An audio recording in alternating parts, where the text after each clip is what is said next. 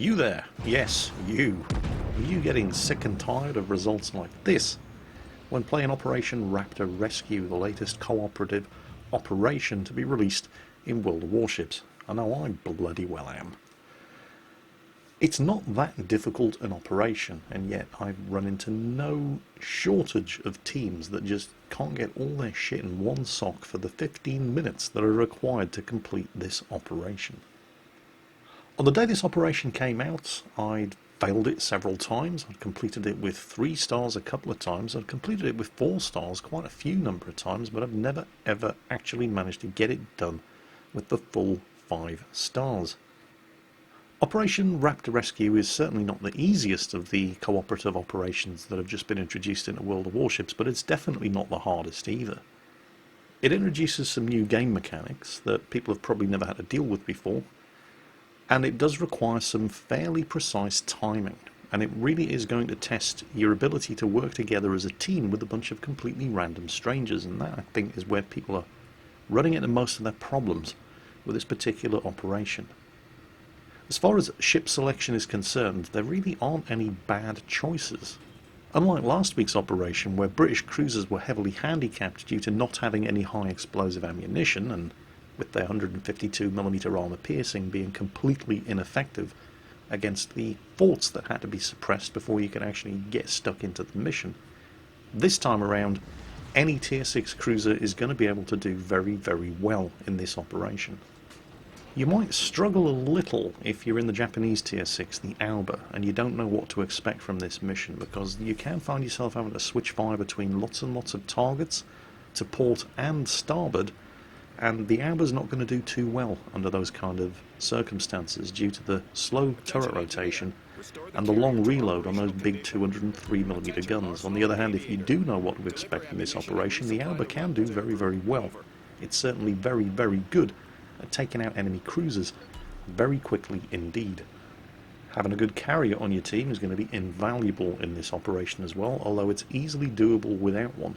We did have a very, very good carrier player in this particular mission. He's already out there scouting the enemy cruisers as they come in. Now you'll note that I've been detected, and yet neither of those 2 enemy ships, the cruiser, the Furitaka, or the battleship, the Miyogi, have line of sight to me. There is also a destroyer in this initial contact wave. So he's going to be my priority target. I have the high explosive loaded, and there he is. So initial shots out, we need to take this guy out. If he gets his torpedoes away into the transport ships, this could be an early end to the mission. You see, what makes Operation Raptor Rescue unique is that this is a rescue and escort mission. Fired my initial shots into the destroyer, and I'm loading the armour piercing to hopefully finish off this Furitaka. Oh, kill steal, got him. And these are the ships that we're escorting. There are a bunch of transports which are going to repair, rearm and refuel, and I cannot fire at the moment, otherwise I'm going to hit that transport, and that would be very, very bad. So I'm slowing down and holding my fire. Fantastic. The team prioritised the destroyer. He did get some torpedoes away, however. Now we're going to switch fire to the Miyogi. So back to the high explosive, and let's put this guy on the bottom while slowing to avoid the torpedoes fired by the enemy destroyer.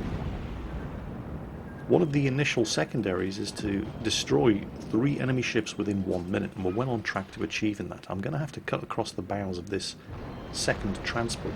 This is the Arsenal transport. He's going to be rearming the USS Raptor, which is the carrier that we're here to rescue.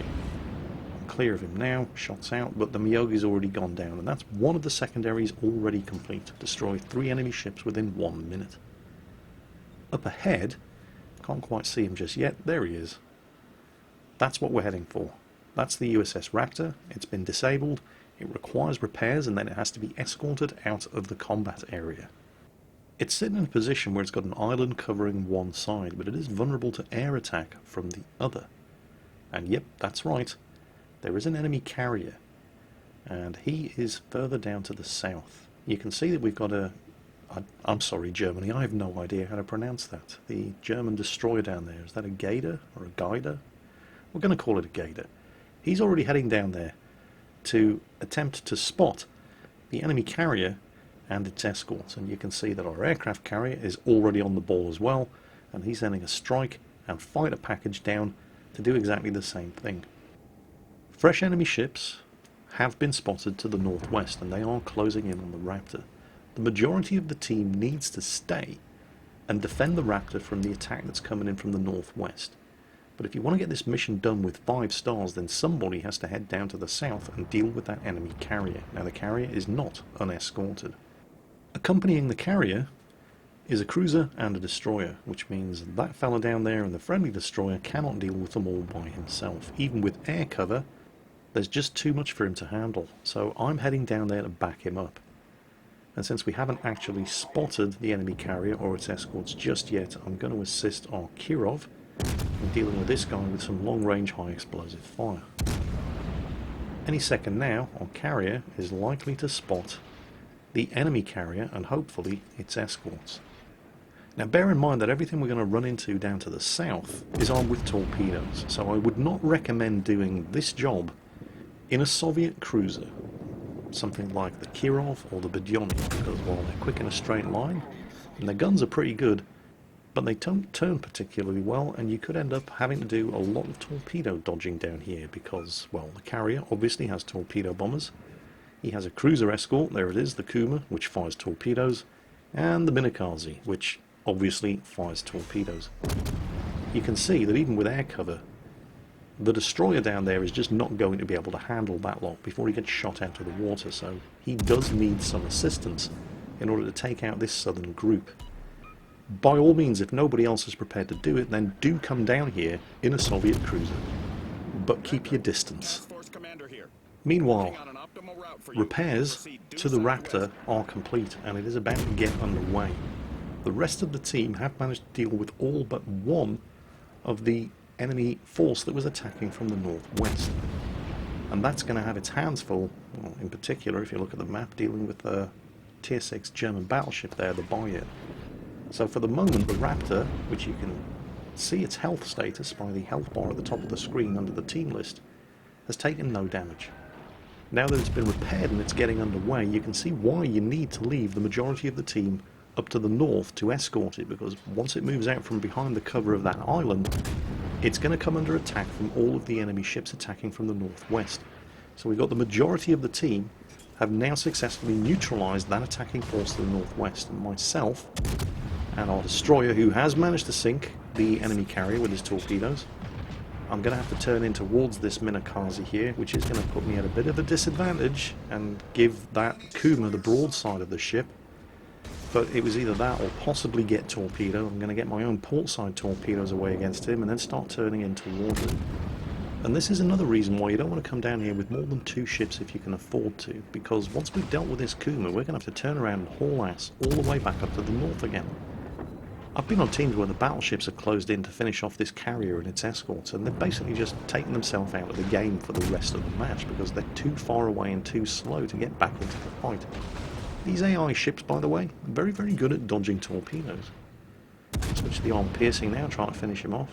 Big hit, but not big enough, and I really don't want to get rammed by this guy, so I'm going to have to do a bit of jinxing, but we got him.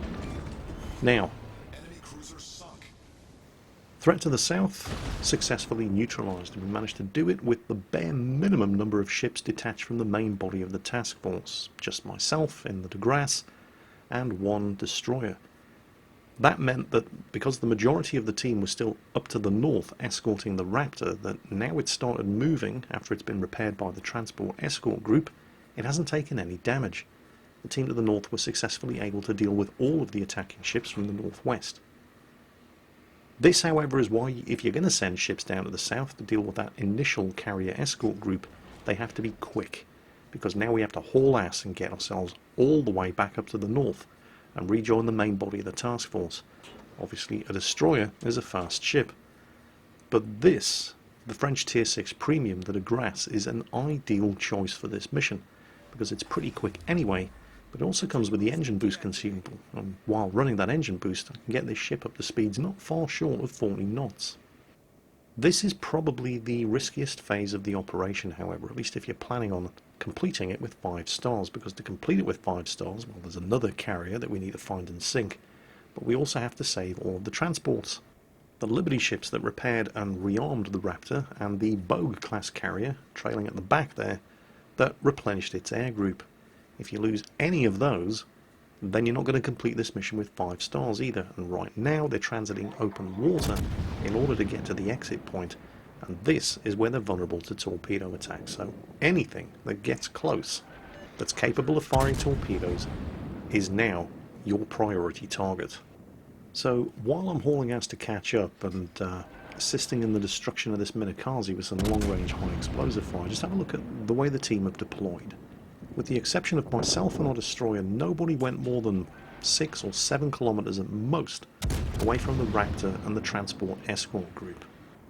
Our battleship, the German Tier 6, the Bayern, is doing a fantastic job. He's doing exactly what a battleship should be doing in this operation. He's not hanging around at the back and letting the cruisers take the brunt of the enemy firepower. He's headed off up to the north, put himself directly in harm's way, but he hasn't gone so far away that he's too far away from supporting fire from the cruisers that he's protecting. That does work both ways, of course. Cruisers, if you've got a good battleship player on your team for this operation who is willing to go up there and take the hits so you don't have to, then don't just abandon him. In this particular mission, the team split the forces just about perfectly.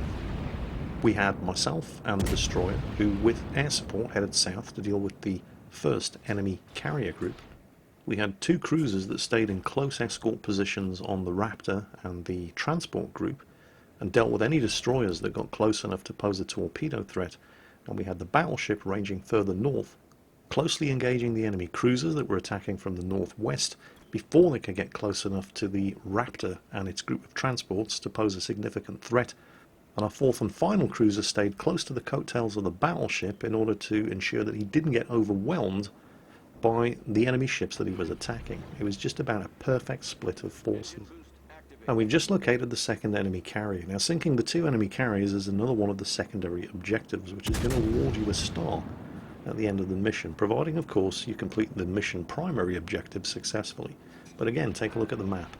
Have a look at the disposition of our forces. We've got a ring of cruisers directly between that carrier and anything that he might be attempting to sink.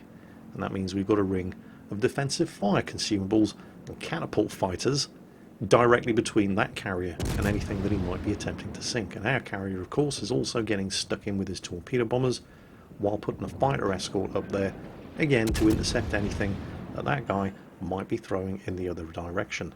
So that carrier is about to be sunk and has been rendered completely combat ineffective into the bargain. However, it's not all over yet. Having a look at the map, you'll see that a final enemy attack wave has been spotted approaching from the north. Now, this is a fairly strong group, although its composition isn't always exactly the same. There's usually 4 of them, and today we have a Congo, a Miyogi, a Kuma, and a Minakaze. Sometimes there are 2 destroyers in this group. If there are 2 destroyers, it's going to be slightly more difficult, especially if you don't have a carrier. But we do have a carrier, and fresh from sinking the second enemy carrier, he'd already sent his aircraft up to the north to get eyes on these guys, which means that that Minakaze is in a world of trouble. In fact, it's not looking too good for the rest of them either. I think both enemy battleships are already burning.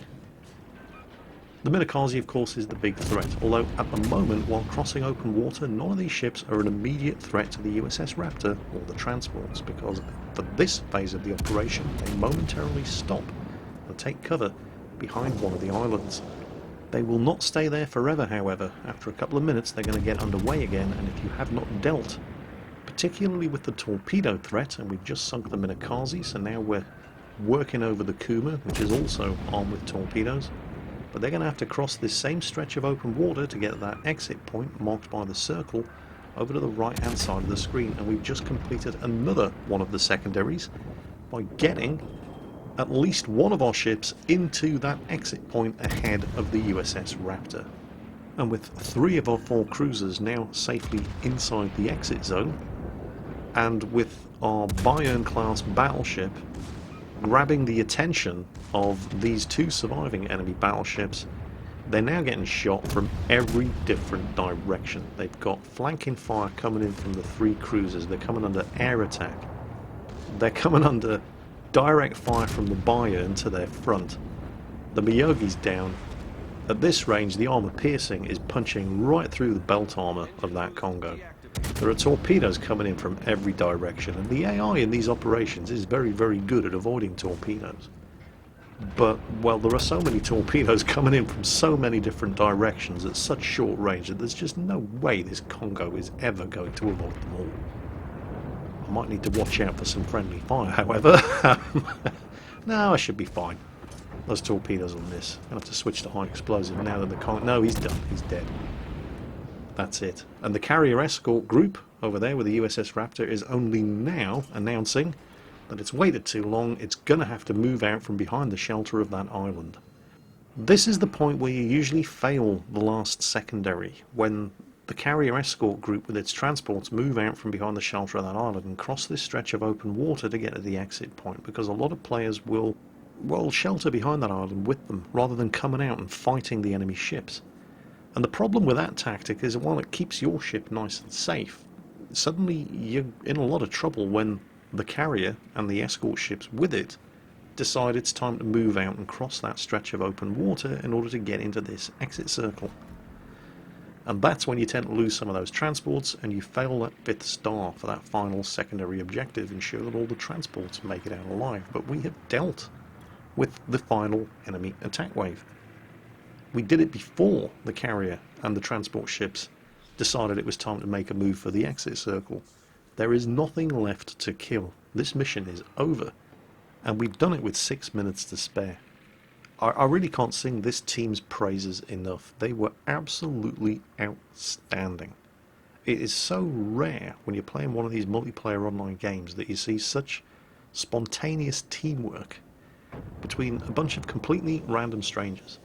Nobody in this team was even in a division with anybody else, and one of the guys on this team had never played this mission before. So, well, credit where credit's due. Bertrand 1960, outstandingly well played in our Ryujo Tier 6 carrier. Lady of the Sea, fantastic job in the Bayern, the Tier 6 battleship. Hack/NL, who'd never played this mission before and unfortunately went down right at the end. In the Cleveland, Captain Sparrow in the Badioni, Miodzio 04 in the Kirov, and Alamash Machina, I think he may be German, in the Tier 6 Guider. Just outstanding guys. It was a pleasure to play with you. This was the very first time I've completed this mission with 5 stars, and it was all down to the spectacular teamwork from these players. So, what do you get for completing Operation Raptor Rescue with 5 stars? Well, the rewards are cumulative. For completing one secondary task, you get a bunch of signal flags. For the next secondary task, you get even more signal flags. For the third, you get 5 sets of the Ocean Soul camouflage for your ships, and this is the big one. For 4 stars, you get a 10-point American captain. And for the 5th star, 24 hours of premium account time.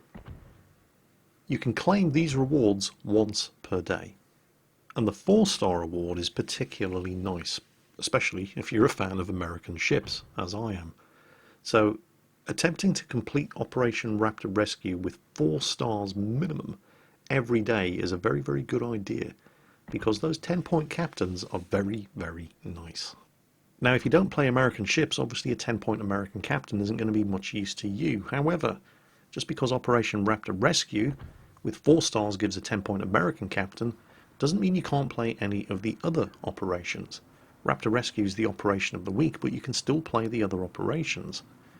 Not a lot of people realise it, and I'm going to show you how. Click the old Battle Selector button at the top of the screen, and you can choose between co-op, random, ranked when it's available, or operations. Now, Raptor Rescue is operation of the week, but below that you'll see the other operations button, and there they are: Defensive Naval Station Newport, Aegis, and Killer Whale. Don't worry too much about the hard difficulty button just yet. That's not actually active. It's going to become available in a future patch. Now, the catch here is that if you want to play anything other than the operation of the week, which at the moment is Raptor Rescue, then you must be in a division. Defensive Naval Station Newport, Aegis, or Killer Whale, well, we'll pick one of them, and the old battle button at the top of the screen is greyed out because I am not in a division. You can division with a minimum of 3 other players and successfully queue for any of the other operations that are not Operation of the Week. That's the catch. You have to be in a division for it. But remember that these operations are going to cycle around on a weekly basis, and if you don't have a division, when Kill a Whale is the Operation of the Week, you can get yourself a 10-point German captain. When Aegis is the Operation of the Week, a 10-point Soviet captain. And when Naval Station Newport is the Operation of the Week, a 10-point Japanese captain, when you complete these operations with a minimum of 4 stars. And unlike co-op battle, which is a terrible way of earning experience and credits, operations are actually very, very profitable. Just by playing these operations in the space of 1 week, I have managed to accumulate enough experience to unlock and almost fully upgrade the USS New Orleans. I've unlocked and fully upgraded the Nagato, and HMS Fiji, and the German Tier 6 cruiser, the Nürnberg. So that was a 5-star completion with 6 minutes to spare at the end of the battle, thanks to some outstanding teamwork and some outstanding players in Operation Raptor Rescue, the current operation of the week in World of Warships. But don't forget, just because Raptor Rescue is the operation of the week, providing you can put a division with a minimum of 4 players together, there is no reason why you cannot play any of the other operations and farm those 10-point captains for the nationality of your choice. Hope you enjoyed today's video, and as always, take care, and I'll catch you next time.